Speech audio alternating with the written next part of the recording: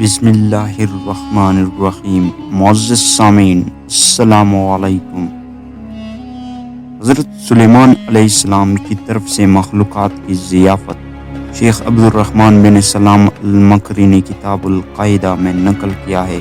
حضرت سلیمان علیہ السلام نے جب دیکھا کہ اللہ نے ان کے لیے دنیا کو وسیع کر دیا اور دنیا اس کے ہاتھ میں ہو گئی تو کہنے لگے، اے میرے معبود، اگر مجھے اجازت دے کہ میں تیری تمام مخلوقات کو پورے سال کھلاؤں تو بہتر ہوتا۔ تو اللہ تعالیٰ نے ان کے پاس وحی بھیجی کہ تو اس پر ہرگز قدرت نہیں رکھتا۔ پھر درخواست کی، یا الہی، ایک ہفتہ تو جواب ملا، اس پر بھی قدرت نہیں رکھتا۔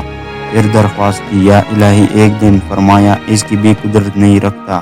بہرحال اللہ تبارک و تعالیٰ نے ایک دن کی اجازت دی تو حضرت سلیمان علیہ السلام نے تمام جنات اور انسانوں کو حکم دیا کہ وہ تمام کے تمام ان چیزوں کو جو زمین پر حلال ہے، یعنی گائے، بیل، بکریاں، دمبے وغیرہ، ان کی تمام چیزوں کو جنس حیوان میں سے ہے، یعنی پرندے وغیرہ، جنوان سے ان چیزوں کو جمع کر لیا۔ تو اس کے لیے بڑی بڑی دیگی تیار کی گئی۔ پھر ان جانوروں کو ذبح کیا گیا، ان کو پکایا گیا اور ہوا کو حکم دیا کہ کھانے پر چلے تاکہ خراب نہ ہو۔ پھر کانوں کو جنگل میں پلا دیا۔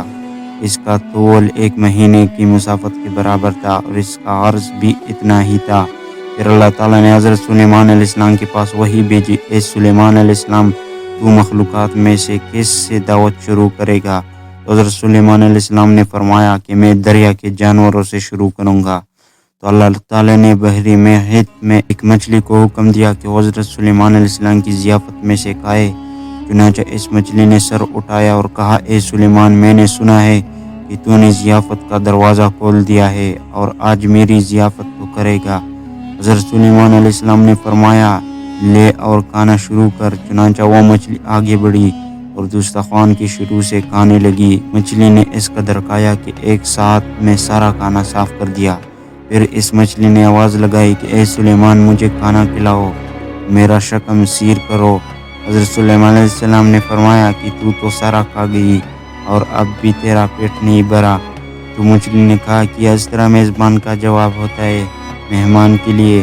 اے سلیمان، آپ خود جان لیجئے، میرے لیے ہر روز اس طرح جتنا تو نے پکایا دن میں 3 مرتبہ متعین ہے، اور آج میرے کھانے کے روکنے کا سبب تو بنا ہے اور تو نے میرے کھانے میں کمی کر دی۔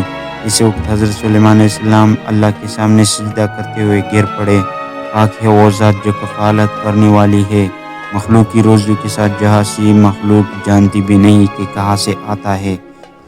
بے شک ہمارے رزق صرف اور صرف اللہ ہے، چنانچہ ہمیں صرف رزق اسی سے مانگنا چاہیے، اور کبھی اپنے مال و دولت اور زیورات و صدرات کے بلبوتے پر انسان ناز نہ کرے کہ میرے پاس مال ہے، منصب ہے، اس لیے مجھے رزق کے بارے میں پریشان ہونے کی ضرورت نہیں، بلکہ سب کچھ ہونے کے باوجود بھی اللہ ہی سے مانگتے رہنا چاہیے۔ دعا ہے کہ اللہ تعالیٰ ہم سب کو اس کے واقعے سے سبق حاصل کرنے کی توفیق